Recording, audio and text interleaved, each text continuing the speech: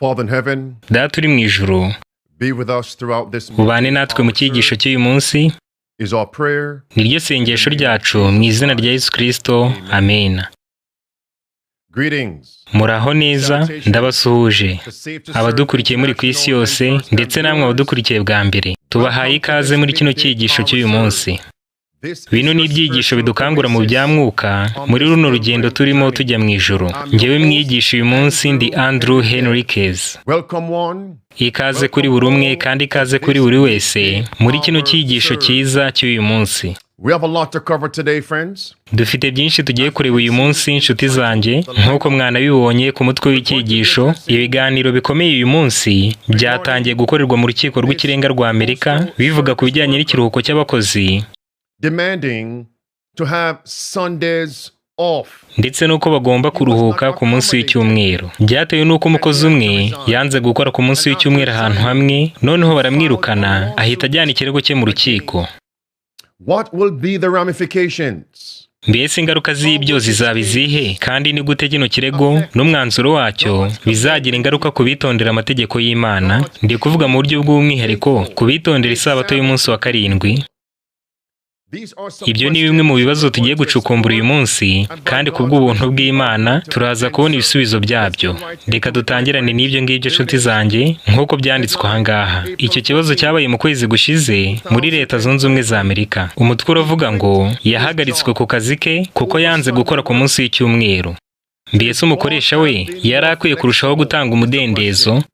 Noneho amagambo y'ubururu atangira, baranditse ngo kuwa gatatu urukiko rw'ikirenga rwa Amerika ruzumva ikirego cy'uyu mugabo witwa Groff.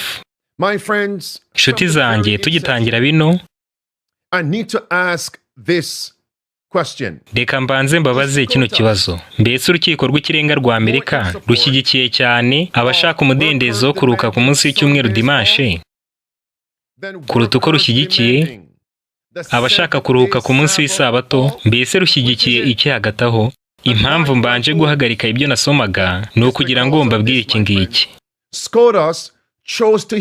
Uru rukiko rw'ikirenga rwa Amerika rwahisemo kuzajya rwakira ibirego by'abasaba kuruhuka ku munsi w'icyumweru, ariko rwanga by'iteka kuzajya rwakira ibirego by'abifuza uburenganzira bwo kuruhuka ku munsi w'isabato. Ibyo ngibyo byo ngo ntabwo bazajya babyumva. Kandi bakundwa, kugira ngo ngaragaze neza ibyo navugaga, ngiye kubereka ibiherutse kubaho. Kandi kugira ngo nshimangire ibyo ndimo ndavuga, ngiye kubereka bimwe mu byigeze kubaho bihita bisobanura neza ibyo ngibyo navugaga. Nimurebe hano bene Data. Ibi byabaye mu mpera z'umwaka ushize wa 2022. Umutwe w'ino nkuru uravuga ngo mbese icyiciro cy'ubutabera mu buyobozi bwa Biden kizirengagiza nkana abubahiriza umunsi w'isabato? Icyo ni ikibazo cyabajijwe. Hepfo barakomeza ngo umukristo wo mu evangeliko ushinzwe gukwirakwiza ibicuruzwa byaguzwe ku ikoranabuhanga yatakaje akazi ke aho yakoraga mu kigo cya Amerika gishinzwe gutanga izo serivisi kubera ko atashoboraga kugaragaza ko yakoze ku munsi w'icyumweru dimanche atanga ibyo bicuruzwa byaguzwe kuri Amazon. None ubwo ngo byagenze bite? Yahise atanga ikirego. Kandi inshuti, murahita mubona yuko inkiko z'ibanze n'izisumbuye zahise zanga ikirego cye. Nicyo cyatumye ahita kijyana mu rukiko rw'ikirenga rwa Amerika. Dore hano niko bimeze. Ariko kandi mu minsi yabanje urukiko rw'ikirenga rwa Amerika rwari rwanze kwakira ikirego cy'umukozi wari umudivantiste w'umunsi wa karindwi wari wirukanwe aho yakoreraga kubera ko atashoboraga gukora ku isabato. Bino byombi byabaye mu kwezi kumwe no mu mwaka umwe, ariko ku kirego kimwe cy'uwitwaga Patterson urukiko rw'ikirenga rwaracyanze kuko yavugaga yuko yabujijwe uburenganzira bwo kuruhuka ku munsi wa karindwi w'isabato ubwo yabisabwaga n'aho yakoraga hitwa Walgreen. Amagambo y'umutuku yo hepfo baravuga ngo ubusabe bwa Patterson ntabwo bwigeze bubona amajwi yanakenewe mu rukiko rw'ikirenga rwa Amerika kugira ngo ubusabe bwe bushyirwe ku ngingo y'ibizigwaho mu rukiko rw'ikirenga rwa Amerika. Mbese turi kumwe bene Data? In other words, a Seventh-day Adventist. Mu yandi magambo, uwatanze ikirego w'umudivantiste umunsi wa karindwi we yarirengagijwe burundu. Ni nako umutwe w'ino nkuru uvuga. Kandi iri jambo ngo kwirengagiza nkana bisobanuye iki? Birasobanuye ngo kwanga ubusabe bwa mugenzi wawe ubigambiriye ku mpamvu z'inarijye. Nanone ngo iri jambo risobanuye ukutishimira cyangwa se ugusubira inyuma ku mubano ukomeye wigeze kugirana n'umuntu runaka. Bene data bashiki banjye, mbese ubu ngubu turi kubona ibihamya biri gusohoza Ibyahishwe 13 umurongo wa 11 n'uwa 12. Amerika ya giprotestanti igiye kuzavuga byuzuye nk'ikiyoka maze yirengagize burundu ariya mahame abiri ariyo ya leta y'umudendezo ndetse n'ubuprotestanti. Mbese bino turi kubibona bene data, uwatanze ubusabe w'umudivantiste we yarirengagijwe. Mu gitabo Intambara Ikomeye paje ya 442 basobanuye uko igihugu kivuga. Mbese ngo kivuga gite? Kivuga binyuze mu bubasha bw'abashyiraho amategeko ndetse n'imyanzuro y'ubucamanza bwacyo. Ibyo ngibyo nibyo bigomba gukoreshwa mu kwambura abantu bose umudendezo wabo, kandi ngo uko ni nako igihugu kivuga. Reka noneho tugaruke kuri ya nkuru twari dutangiye. Urukiko rw'ikirenga rwa Amerika ubu rurimo rurashyigikira ubusabe bw'abashaka ikiruhuko cyo ku munsi w'icyumweru, ariko rukanga rweruye abasaba guhabwa umudendezo wo kuruhuka ku munsi wa 7 w'isabato. Baravuga bati mwebwe nibabirukana birabareba. Ngaho nimurebe hano. Mbese no murabyibuka umutwe w'ino nkuru baravuze ngo ishami rya Amazon rishinzwe gutanga ibicuruzwa ryategetswe kwishyura $50,000 by'amadolari kubwo kwirukana umukozi w'umukristo wanze kujya akora ku munsi w'icyumweru Dimanche. Ariko se byagiye bigenda bite ku bantu bagiye birukanwa kuko banze gukora ku munsi w'isabato wa nyawo? Abo ngabo bo ntabwo urukiko rw'ikirenga rwa Amerika rwigeze rubarengera na gatoya. Mbese ubu ngubu ubutabera burimo burakora neza? Ntabwo ariko bimeze. Noneho nimurebe hano. Mbese no murabyibuka muri kino kirego kindi naho urukiko rw'ikirenga rwa Amerika rwategetse yuko uwozaga amasahani ahabwa indishyi ya $21 z'amadolari kubw'uko hoteli yakoragamo yamwirukanye bitewe n'uko atashoboraga gukora ku munsi w'icyumweru. Ino nkuru iravuga ngo kino gihe uyu wozaga amasahani, umwanzuro w'urukiko wahise utegeka yuko ahabwa $21 z'amadolari kubw'uko yirukaniwe kwanga gukora ku munsi w'icyumweru. Ariya magambo yo hepfo y'umutuku baravuga ngo uyu mudamu yari umugaturika w'i Roma. None inshuti, ibi ndagira ngo mbisobanure neza. Leta ikwiriye gutanga umudendezo ku baturage bose ku bijyanye n'imyemerere yabo.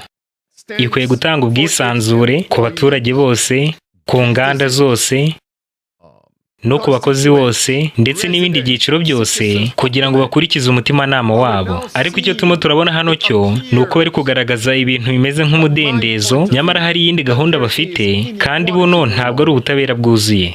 Ubwo tugiye gukomeza twiga kino cyigisho, ndagira ngo mbanze mbabaze iki ngiki.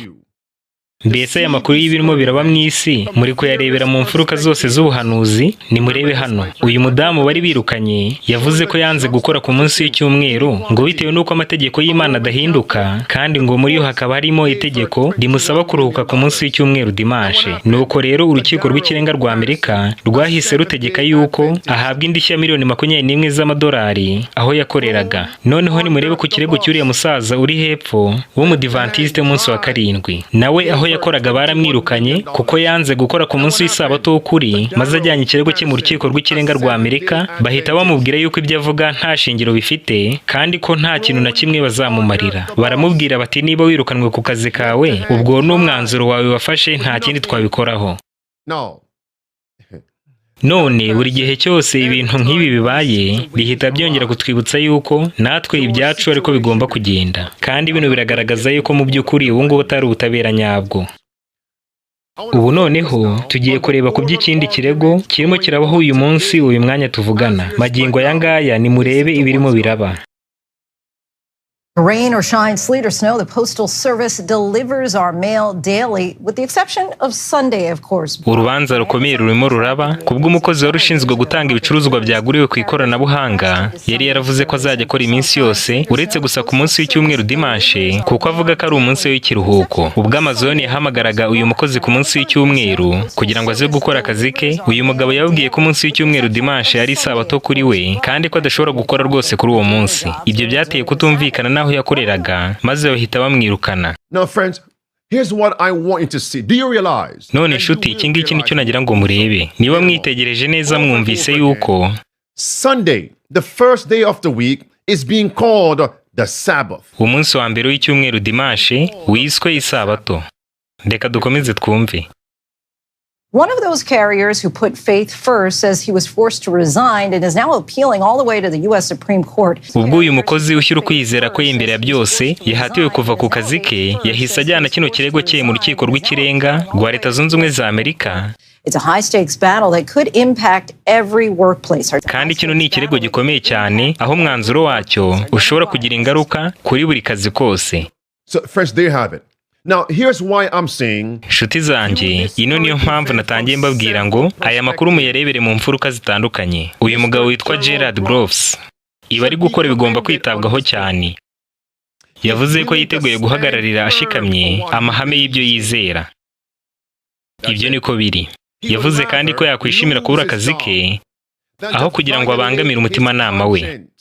Niba ari wo mucyo afite koko, ibyo bintu byakumvwa. Imfuruka ya kabiri, uyu mugabo ni injiji cyane ku byerekeranye n'umunsi wa karindwi w'ukuri w'isabato y'Imana. Reka nanone twe kureba ibintu byose nk'aho twese tuzi umunsi nyakuri wa karindwi w'isabato y'Imana uwo ari wo. the majority of us, Kubera yuko abantu benshi muri twebwe bavukiye mu ngo zerereza munsi y'icyumweru dimanche, izindi zidasenga, bityo bikaba ngombwa yuko twiga kubahiriza umunsi nyakuri wa karindwi w'isabato. Umubare munini mu isi ufite gusa umucyo uvuga yuko umunsi w'icyumweru dimanche ari wo munsi w'isabato. Niyo mpamvu nababwiye ibi byose mu birebere mu mfuruka zitandukanye. None bene data, tugeze ahangaha icyo nababwira ni iki ngiki. Reka bino mbivuge mu buryo busobanutse neza. Icyo tugiye kubona ni uko urukiko rw'ikirenga niruvuga yuko umwanzuro n'urubanza uhamya yuko uyu mugabo Gerald Groves ari ufite ukuri, maze ugategeka amazone yuko bagomba guhagarika akazi kabo kose ku munsi w'icyumweru. Ibyo ngibyo ntabwo byaba bitunguranye cyane, kubera yuko ubuhanuzi butubwira yuko abashyiraho amategeko n'abacamanza ba Amerika bazambura abantu bose umudendezo w'umutimanama bakoresheje amategeko, bakatubuza uburenganzira bwacu bwo gusenga Imana mu kuri no mu mwuka, by'umwihariko babuzanya gusenga ku munsi nyakuri w'isabato ari wo munsi wa karindwi w'Imana. Icyo ngicyo nicyo ndimo ndavuga. Ubwo rero tuzamenya umwanzuro wa kino kirego mu kwezi kwa gatandatu k'uyu mwaka wa 2023.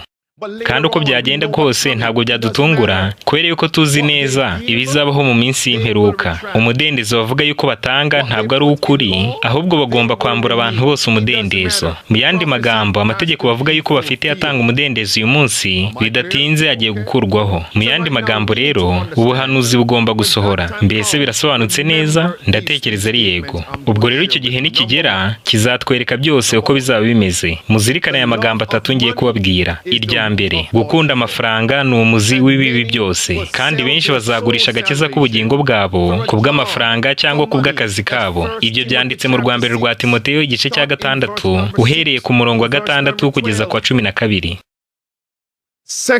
Icya kabiri ni iki ngiki. Matayo 6 umurongo wa 24 handitse yuko udashobora gukorera Imana na mamoni icyarimwe. Icya gatatu nashaka kubabwira ni iki ngiki. Reka ariko mbere yuko nkivuga mbanze mbereke ibi. In this rural corner of Pennsylvania, Gerald Groves spent years delivering the mail during the week and worshiping faithfully on Sundays. Muri kano gace ko muri Pennsylvania, uyu mugabo Gerald Groves yamaze imyaka myinshi akora akazi ko kugeza ibicuruzwa byaguzwe ku ikoranabuhanga ku babaga babiguze, ariko by'umwihariko yiyeguriye gusenga ku munsi w'icyumweru.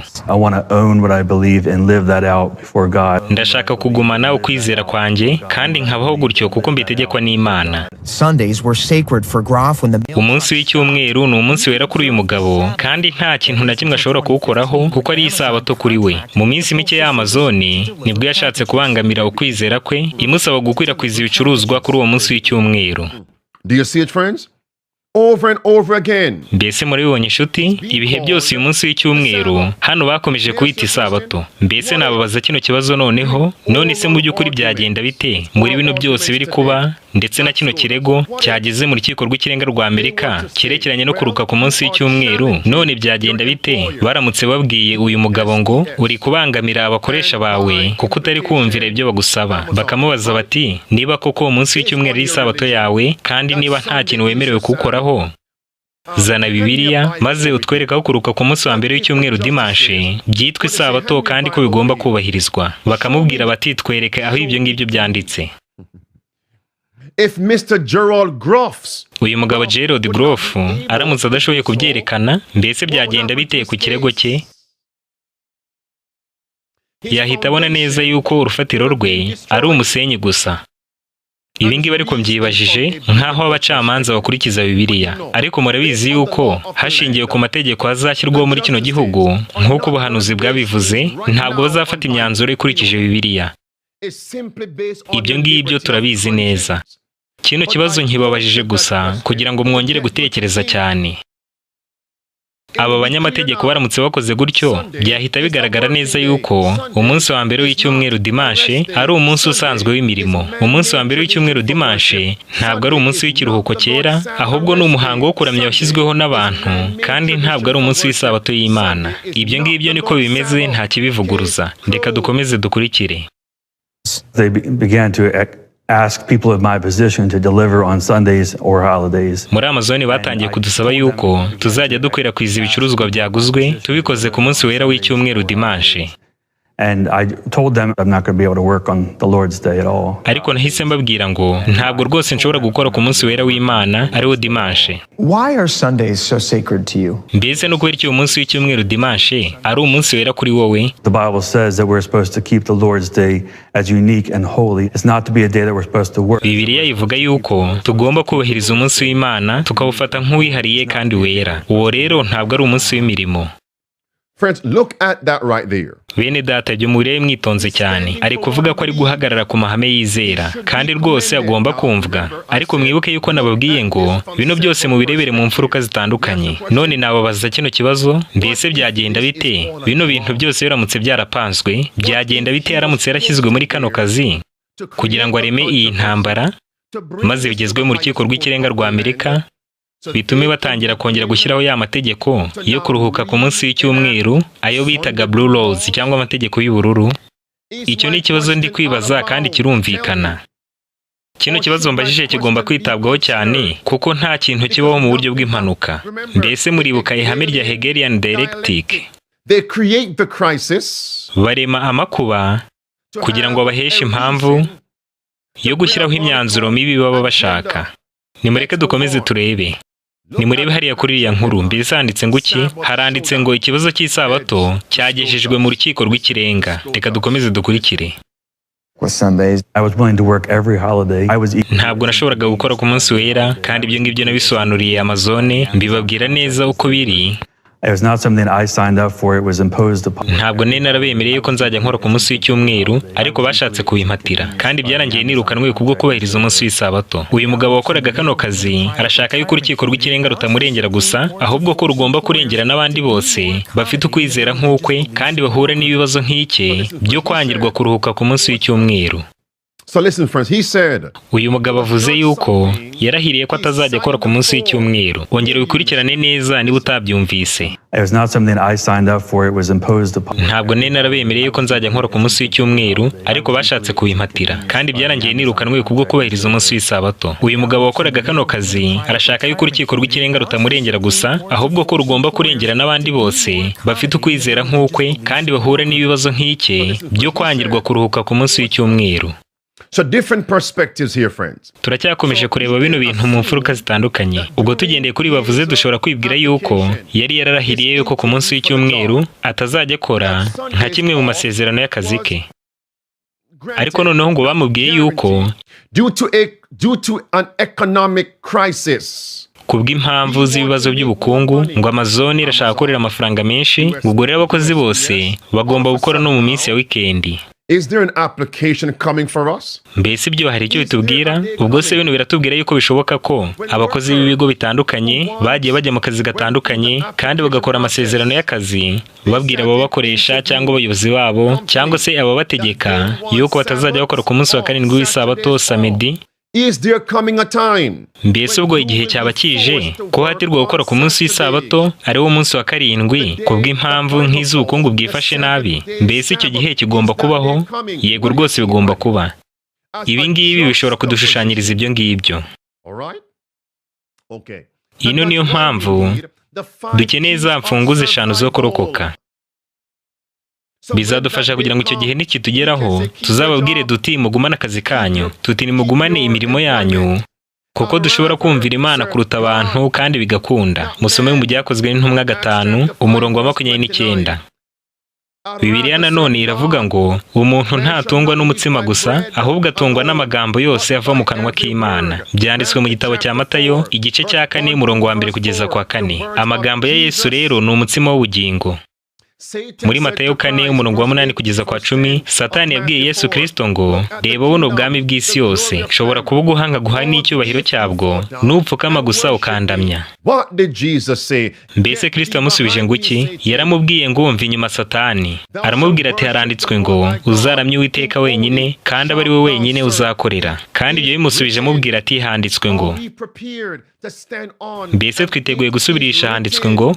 I'm telling you. Ibi kandi nibyo ndimo ndababwira. Kino kirego cyatanzwe kigomba kudukangura kugira ngo turebe neza uko ibintu bimeze, kugira ngo kandi tuzashobore kubwira abadukoresha ngo mva inyuma wakazi we niba ushaka kumbuza Imana, mva inyuma wa ruganda we niba ushaka kumbuza kubahiriza umunsi w'isabato, kandi mva inyuma Satani kuko nzajya nubahiriza umunsi w'isabato w'Imana uko byagenda kose. Ikindi ndashaka kubabwira ni iki ngiki. Mu gitabo cy'ibihamya by'itorero volume ya 5 page 148 haranditse ngo ibyiza ni ugupfa aho kutumvira Imana cyangwa se kuva mu buzima bw'isi aho kugomera rimwe mu mategeko y'Imana. Arandika ngo iyo ngiyo niyo igomba kuba intego ya buri mukristo wese nyakuri, guhitamo gupfa aho kureka kumvira Imana. Ikindi nanone navuga, niba uyu mugabo atigiza nkana yahagaze ku mudendezo w'umutimanama we nubwo ari mu bujiji bukomeye cyane. None niba bari mu makosa babasha guhagarara ku bujiji bwabo, mbese twe twiteguye guhagararira ukuri. Mwibuke za mfunguzo 5 zo kurokoka. Ino niyo mpamvu mbabwira yuko tugomba kwigenga ku byerekeranye n'imibereho. Dukwiye gusenga, tugakora kandi tukitegura kuko ibihe biri imbere bikomeye cyane. Reka dukomeze twumve. At first, the postmaster accommodated Groff, tapping substitute carriers to take Sunday shifts at this rural post office. Ku nshuro ya mbere, abakoreshaga uyu mugabo Groff babonye ko atari gukora ku munsi w'icyumweru Dimanche, akazi ke bagashyizemo umusimbura akajya amukorera ku munsi w'icyumweru. Ariko nyuma y'igihe gito, umukoresha we yamubwiye yuko ibintu byahindutse, bityo rero ko agomba kwirukanwa. I'm not going to put up with your this year. She said that basically you're going to find another. Naramubwiye ntigumana akazi kawe niba udashobora gutanga ikiruhuko cyo ku munsi w'icyumweru, kandi bino bintu nzabigeza mu rukiko rw'ikirenga. Mureke dukomeze tuganire.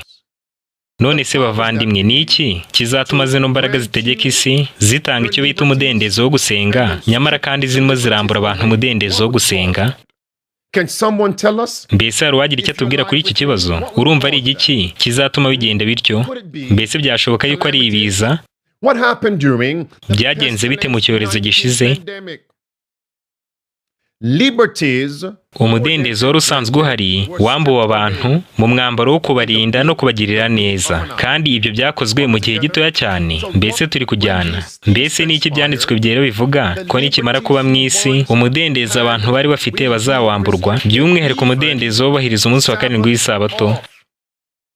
Ikizatuma ibyo byose bibaho ni amakuba. Mbese tubwirwa ngo bene data, Papa Francis yavuze muri Laudato Si ko umunsi w'icyumweru Dimanche ugomba gukoreshwa mu guhangana n'amakuba ndetse n'ibyago igihe abantu bose baruhutse ku munsi w'icyumweru. Kandi ntibizaba ari ibyo byonyine kuko bose bazanategekwa gukora ku munsi w'isabato. Aha niho turimo turerekeza bene data, kandi bino biraje rwose. Ino niyo mpamvu dukeneye kubisobanukirwa cyane. Noneho mukomeze mukurikire iyi nkuru.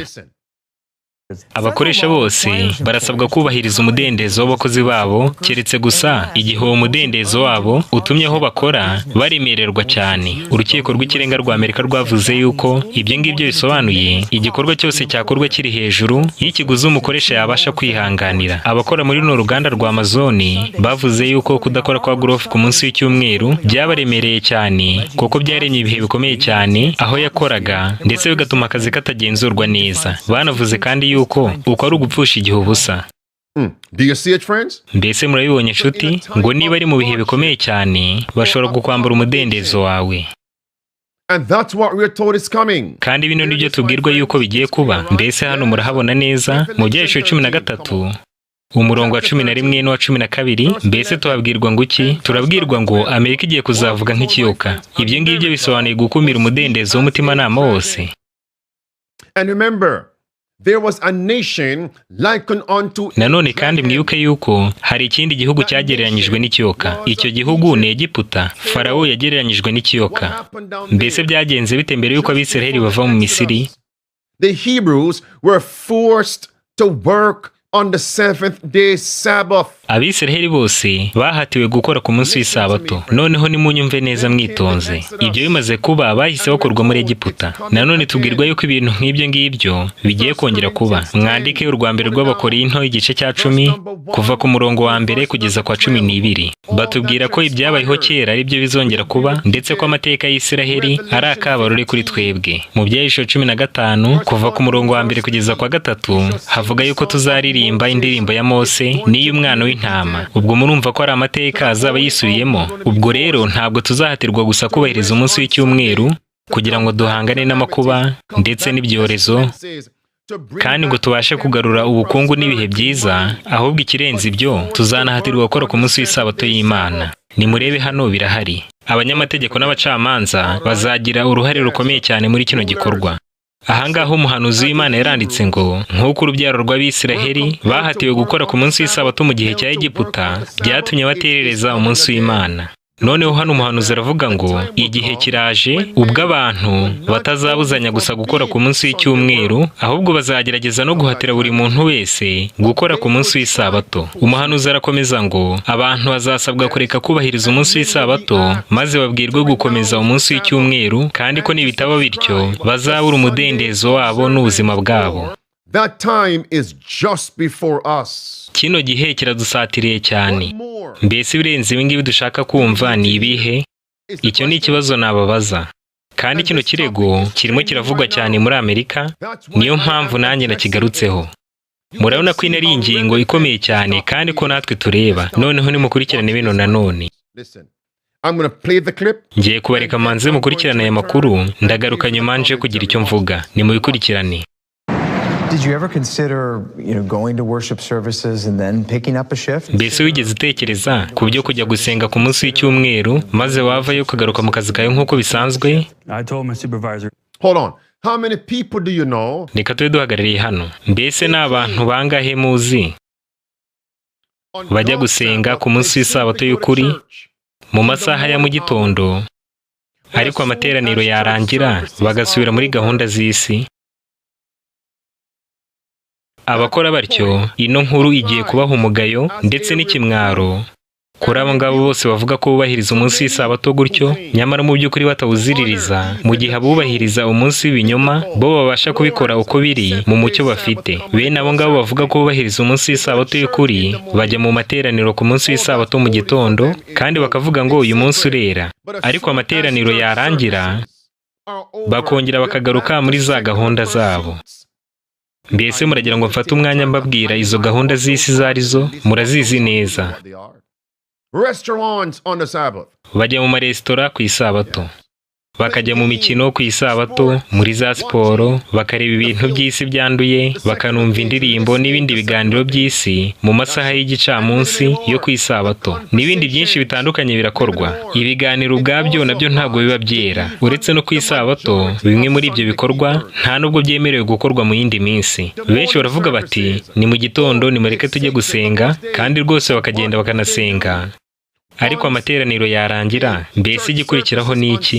Baragenda rwose bagasenga mu masaha y'igitondo, ariko yarangira bagasubira muri gahunda zabo uko bisanzwe. Ariko nimurebe uyu mugabo, yaravuze ngo oya, ntabwo nakora ibyo ngibyo. Ndeka nongere mbabaze ikindi.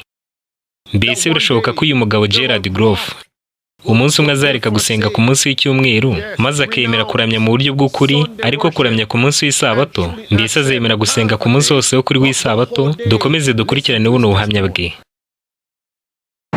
Did you ever consider, going to worship services and then picking up a shift? Mbese wigeze utekereza ku byo kujya gusenga ku munsi w'icyumweru maze wavayo ukagaruka mu kazi kawe nk'uko bisanzwe? I told my supervisor it's the Lord's day, it's not the Lord's morning. Nabwiye abankuriye ngo uyu munsi wose ni umunsi w'Imana, ntabwo ari igitondo cy'Imana, ahubwo ni umunsi wose. It's not supposed to be like the other 6 days of the week. Ntabwo rero usa n'indi minsi yose 6 y'icyumweru. Why not just pick a different job that allows you to work on different hours and different days? Mbese ese no kubera iki utahisemo akandi kazi kakwemerera kudakora ku masaha ushatse cyangwa se ku munsi ushatse? I didn't really think I should have to quit. Ntabwo natekerezaga yuko nakwirukanwa muri kano kazi, ahubwo nibwiraga yuko muri Amazon bazandekera uburenganzira bwanjye.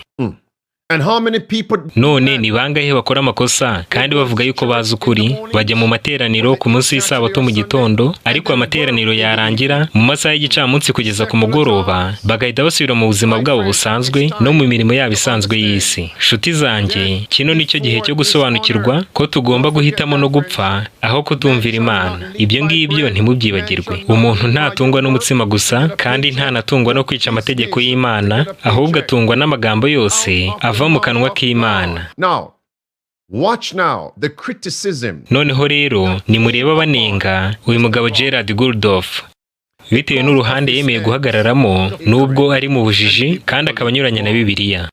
Showing us ibyo biratwereka uburyo bizagendekera buri wese wubahiriza umunsi w'isabato ubwo azemera guhagararira amahame y'Imana, yanga gukora ku munsi w'isabato igihe kigeragezo kizaba kimugezeho. Abo dukorana, abo tuvukana, abakoresha bacu, abatugenzura, abadutegeka, nabo mu miryango yacu bazagira ngo twarasaze. Bazajya bakubwira bati ukeneye amafaranga yo kugira ngo ubeho, bityo rero ugomba gukora ku munsi w'isabato. Ariko Imana imenyera ibikwiriye abubahiriza amategeko yayo bose.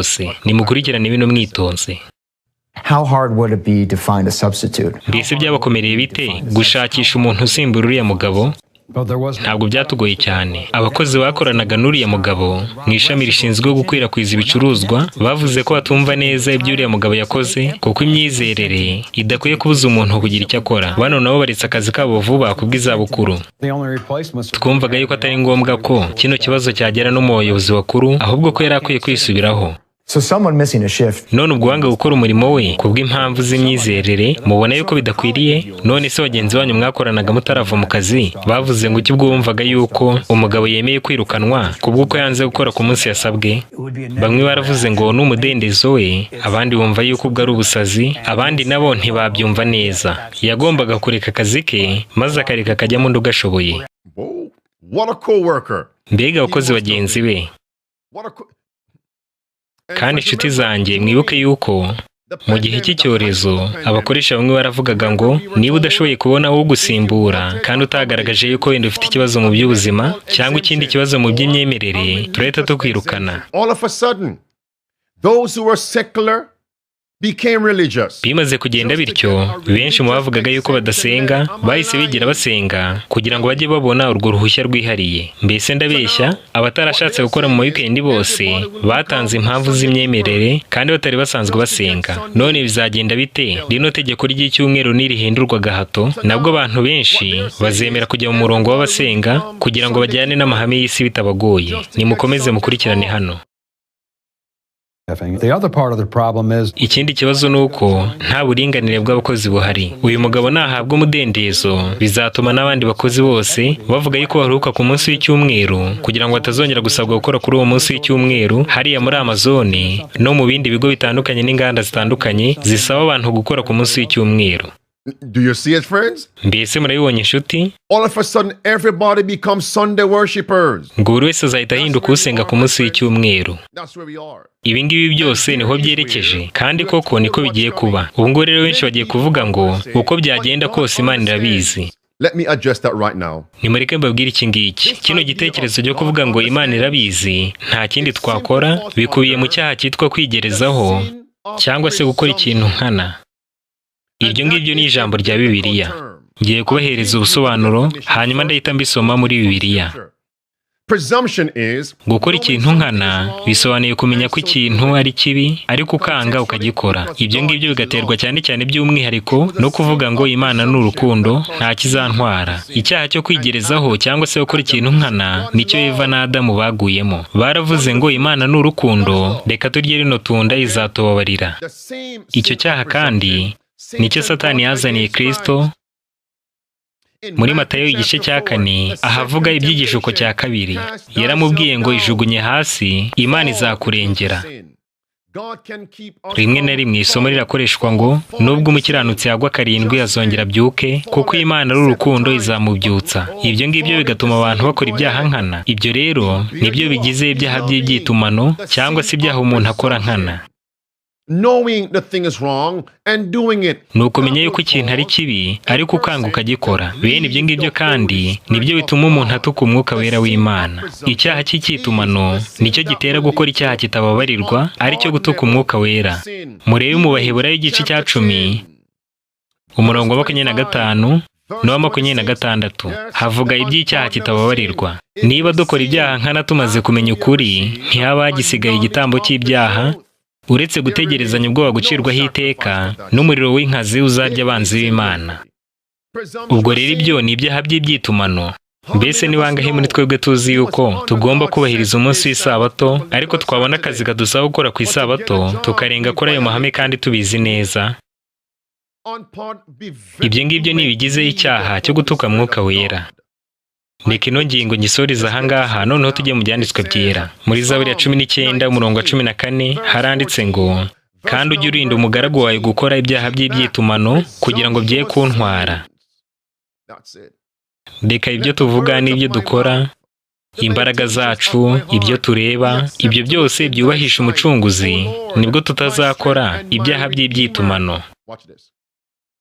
Noneho reka tugaruke kuri iya nkuru. Bariya abakozi bakoranaga n'uriya mugabo batangiye kumwibasira bavuga ko imyemerere n'akazi ntaho bihuriye namba. None se bino bizagarukira hehe? Nimureba no magambo yanditse mu gitabo Intambara Ikomeye. Amagambo y'umukara haranditse ngo, hazategekwa ko iryo tsinda ritoya rihangara guhangana n'itegeko ryashyizweho n'itorero na leta ridakwiye kwihanganirwa, aho kugira ngo ibihugu byose bijye mu rujijo no kudakomeza amategeko. Mbese ngo ibyo bizaba ryari? Amagambo abanza y'umutuku haranditse ngo, ibyo bizaba igihe isabato izaba ibaye intandaro y'urugamba rw'intambara ikomeye. Kandi ngo icyo gihe imbaraga z'iyobokamana ndetse n'imbaraga za leta zizihuriza hamwe guhatira abantu bose kuruga ku munsi w'icyumweru, kandi itsinda ritoya cyane rizanga kwemera kugendana n'imigenzo yabaye igikwira rizarwanywa n'isi yose. Bino rero biraje. Intambara Ikomeye paje 592 havuga yuko tutazihanganirwa. Not going to be what? Tolerated, my friend. Ngo ntabwo tuzagenza gute, ntabwo tuzihanganirwa. Bino rero biraje bene data. None rero magingo aya ngaya tuvugana, urukiko rwamaze kwakira kino kirego kandi uzatanga umwanzuro wacyo mu kwezi kwa 6. Mwese abadukurikiye uyu mwanya nimunkurikire neza mwitonze. Kino kirego urukiko rw'ikirenga rwatangiye gukurikirana cyahawe umutwe uvuga ngo ingingo y'isabato yagejejwe mu rukiko rw'ikirenga rwa Amerika. Mbega ukuntu yari umutwe utangaje bahaye kino kirego. Reka nanone mvuge ngo umwanzuro w'urukiko wazaba ari mwiza gusa uramutse wemereye abantu gukora ku munsi w'icyumweru bakaruhuka ku munsi w'isabato. Ariko nibitagenda bityo, undi mwanzuro wose waza nubwo wagaragaza ko uje kurengera umudendezo, ntabwo waba na Bibiliya. Mbese mu gihe kigiye kuza bigiye kugenda bite? Bagiye gukuraho umudendezo wose werekeranye no kweza umunsi nyakuri w'isabato ari mu munsi wa 7. Ibyo ngibyo bizasohoza ibyejejwe 13 umurongo wa 11 no 12. Noneho nimurebe neza hano mwitonze. Mu gitabo Ibihamya by'itorero volume ya 5 paje 452 umuhanuzi w'Imana yaranditse ngo, Imana yahishuye neza ibizabaho muri iyi minsi y'imperuka kugira ngo ubwoko bw'Imana bwitegure guhagarara buhanganye n'ibigeragezo n'umujinya by'ababurwanya. Arakomeza ngo, iyo abantu basinziriye, Satani abakora ibishoboka byose kugira ngo ubwoko bw'Imana budahabwa ubuntu n'ubutabera. Umuvumba w'itegeko ry'icyumweru urimo urajya mbere mu mwijima. Abayobozi barahisha ikibazo nyakuri, kandi benshi mu batwarwa n'uwo muvumba ntibazi aho werekeza. Ukwigaragaza kwawo kuroroheje kandi no kwa Gikristo, ariko igihe uzavuga uzagaragaza umwuka nk'uw'ikiyoka. My friends, it's coming. None rero nshuti zanjye, bino biraje rwose. Igihe kiraje ubwo tutazabona ubuntu ndetse n'ubutabera. Ibyo kandi biboneka mu nkiko gusa ndetse no mu bashyiraho amategeko. Noneho nimukurikirane bino mwitonze. A debate over faith and fairness that could change every American workplace. Ikiganiro mpaka hagati y'imyemerere no gukora neza gishobora kuba kigiye guhindura ahakorerwa imirimo hose muri Leta Zunze Ubumwe za Amerika. What's coming? Mbese ngo nibiki bigiye kuza? Bino bigiye kuzaba bikomeye cyane. Uyu munsi runo rubanza ruracyarimo. Mu kwezi kwa 6 2023 umwanzuro warwo uzatangazwa. Nimwongere mukurikirane neza. A debate over faith and fairness that could change every American workplace. Ikiganiro mpaka hagati y'imyemerere no gukora neza gishobora kuba kigiye guhindura ahakorerwa imirimo hose muri Leta Zunze Ubumwe za Amerika. I can't fix what happened to me, but if we could stop that from happening to somebody else, I would consider that a win. Ntabwo nshobora gusubiza inyuma ibyambayeho, ariko nitubihagarika ku buryo nta wundi mukozi bizongera kubaho, nzahita mbona ko ari intsinzi ikomeye mu by'ukuri. Gerald Groff hoping the court will protect skipping Sunday work for the Sabbath. Uyu mugabo Gerald Groff yizeye ko urukiko rw'ikirenga rwa Amerika ruzarinda umudendezo wohereza umunsi w'icyumweru Dimanche bawufata nk'isabato yabo, In a decision expected by the end of June. Mu mwanzuro uzatangazwa mu mpera z'ukwezi kwa gatandatu 2023. Friends, it's coming. None rero bene data ibingibi biraje, kandi nimwibuke yuko ubwo bino bigiye kuza mu kwezi kwa gatandatu. Nanone reka mbabwire ngo ntabwo ari ryo tegeko ry'icyumweru nyaryo, ariko nimunyumve neza, hagiye kuzabaho undi mwanzuro mu gihe cya vuba cyane uturutse mu nteko ishinga amategeko ya Amerika ndetse no mu rukiko rw'ikirenga rwa Amerika. Uzaba ari umwanzuro kandi rizaba ari itegeko rikomeye rivuga yuko rije kurinda ikiruhuko cy'abakozi bose ndetse no kurwanya ibyorezo n'indi bibazo byose binyuze mu gutegeka Amerika n'isi yose kuruhuka ku munsi wa mbere w'icyumweru Dimanche. Nimureke tujyane mu gitabo cya Esiteri. Kino ni igitabo nkunda cyane. Muri Esiteri igice cya 3 Bibiliya ivuga yuko Moridekayi yanze kuramya mu buryo bupfuye. Yemeye gupfa aho kutumvira Imana. Mbese byamugendekeye bite? Hamani yahise ajya ku mwami aramubwira ati shyiraho itegeko uyu mwanya, kubera ko bano Yuda bose banga kuramya bakurikije amategeko y'igihugu ndetse n'amategeko y'ubwami muri rusange.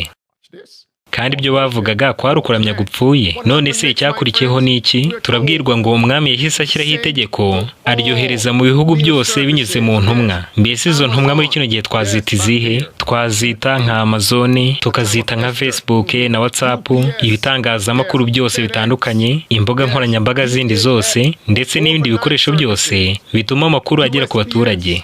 Noneho mureke tugaruka muri Esiteri igice cya 3. Ku murongo wa 13 haranditse ngo urwo rwandiko rurimo iryo tegeko rwakwirakwijwe n'intumwa, nuko rukwirakwira mu bihugu byose ubwo bwami bwategekaga. Umurongo wa 14 n'uwa 15 haranditse ngo bategetse ko mu munsi umwe Abaheburayo bose bazicwa mu bihugu byose. Mbese bari bagiye kuzira iki? Bari bagiye kuzira gusa yuko bataramya bakurikije amategeko y'ubwami. Mbese turi kumwe nshuti? Nanone ku murongo wa 15 baravuga ngo izo ntumwa zagiye zihuta zijyanye itegeko ry'umwami risaba kwica buri muheburayo wese kuko bari banze kuramya bakurikije amategeko y'ubwami. Bino rero biraje. Mbese Moridekayi na Esiteri bakoze iki? Biyirije ubusa kandi barasenga, ndetse Imana yumvise gusenga kwabo irabatabara. None ubwo twebwe tugomba kuba dukora iki muri kino gihe? Bamwe bagiye kuvuga ngo ariko Andrew, bino ntabwo bizigera biba muri Amerika, ngo tuzategeka gusenga ku munsi w'icyumweru twese. Bati ibyo ntabwo bizigera biba. Nimureke nanjye mbasubize, uwo mushinga watangiye no mu bihe bya kera. Muze kuza gusoma hano mwitonze. Ano makuru yose aragaragaza yuko mu rukiko rw'ikirenga rwa Amerika umwanzuro usaba abantu bose kuruhuka ku munsi w'icyumweru umaze igihe kinini uri murigwaho, ubu ngubu ukaba wenda kugera ku mwanzuro wawo. Ubwo rero ni ikibazo cy'igihe gusa kugira ngo uyu mwanzuro utangazwe, kandi bino byigwagaho mu rukiko rw'ikirenga. None rero bene data, reka mbabwire iki ngiki. Kino kirego gisaba uburenganzira bw'uko abantu baruhuka ku munsi w'icyumweru gishobora kuba intandaro ikomeye cyane y'uko bino bintu byashyirwaho muri Amerika no mu isi yose, kandi ibyo ngibyo bizajyanirana no kubuza abantu gusenga ku munsi w'isabato. Nimwongere murebe ahangaha niba mutabibonye. Bavuze ko ubwo burenganzira nibutangwa buzatuma abantu bose bahitamo umunsi umwe wo kuruhuka gusa, kandi uwo munsi ukazaba ari Dimanche, nuko abaruhukaga ku isabato bose bagategekwa gutangira gukora kugira ngo bashyire ibintu kuri gahunda.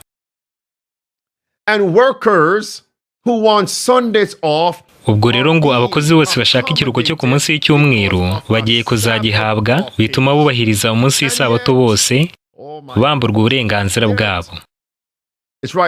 Ibyo ngibyo twamaze kubireba. Mwibuke wa mugabo twatangiye tureba, umudivantiste w'umunsi wa 7 ko nawe bamwirukanye ku kazi ke, ariko agiye gutanga ikirego mu rukiko rw'ikirenga rwa Amerika baramwirengagiza baramwihorera. Ariko uyu watanze ikirego cyo kwirukanwa kubwo kuruhuka ku munsi w'icyumweru bahise bamwumva, kandi ngo umwanzuro ku rubanza rwe uzatangazwa mu mpera z'ukwezi kwa gatandatu. Ndimo ndababwira ngo hari ibintu byinshi birimo biraba birenze ibyo tubona. Iyo niyo mpamvu tubwirwa mu gitabo wifuzwa ibihe byose ko igihe kigiye kuza ubwo tutazemererwa kugura cyangwa kugurisha, kuko ubufasha bwose bw'isi buzahagarikwa kubitondera amategeko y'Imana. Buri bufasha bwose bw'isi buzakurwaho. Ariko umuhanuzi arakomeza ngo amasezerano Imana yatanze kubumvira azasohora mu buryo bwuzuye. Umugati wacu n'amazi yacu ntabwo tuzabibura. All right. My point has been made. Ibyo nashaka kuvuga ndabivuze, mbese byumvikanye neza? Mbese murabona impamvu dukwiye kwita cyane kuri bino bintu birimo biraba, kandi amatwi yacu nayo akaba yumva neza. Bene data, mutange ibyifuzo byanyu by'amasengesho kugira ngo tuze gufatanya gusenga. Icyo nababwira uyu mwanya dusoza ni iki ngiki. Ndababwira amagambo nk'aya Esiteri avuga ngo twiyirize ubusa kandi tumare igihe dusenga, ahari Imana izadutabara, kandi izadutabara turabyizeye. We had that this past Sabbath. Ku isabato ishize twagize amateraniro meza cyane yo kwiyiriza ubusa. Another service is coming for fasting and prayer. Ndetse tugiye kugira ibindi bihe mu bihe bya vuba byo kwiyiriza ubusa no gusenga. Turi kwimenyereza ibihe nk'ibyo muri Daniyeli 6 byo gufata ibihe bitatu byihariye ku munsi dusenga kandi twambaza Imana. Ibyo ngibyo nabyo ni ngombwa ko buri wese bikora. All day prayer meeting. Dukwiye kugira amateraniro y'umunsi wose, all night prayer meetings, n'amateraniro y'ijoro ryose dusaba Imana kubana natwe. Ino ndirimbo tugiye gukurikirana yaririmbwe na Vocal Brothers iravuga ngo izere kandi umwumvire, kuko nta yindi nzira yo kwishima muri Yesu Kristo keretse gusa kwiringira no kumvira. Nimureke tubane n'Imana. Nimukurikirane ino ndirimbo neza. Mwakoze kubana natwe mu cyigisho cy'uyu munsi. Tugiye kuririmba indirimbo ivuga ngo mwiringire kandi umwumvire. Turizera yuko muri buze guhabwa umugisha. When we walk with the Lord in the light of His word, what a glory He sheds on our way. While we do His good will, He abides with us still. And with all who will trust and obey, for there's no other way to be happy in Jesus but to trust and obey. Not a burden we bear, not a sorrow we share, but a joy He doth richly pay. Not a grief, nor a loss, nor a frown, nor a cross, but it's best if we trust and obey. Kulupira, pali benson gira, yakukondwa mwa Yesu koma tukumvera. Then in fellowship sweet we will sit at His feet. Oh, we walk by His side in the way. What He says we will do, where He sends we will go. Never fear, only trust and obey. Trust and obey, for there's no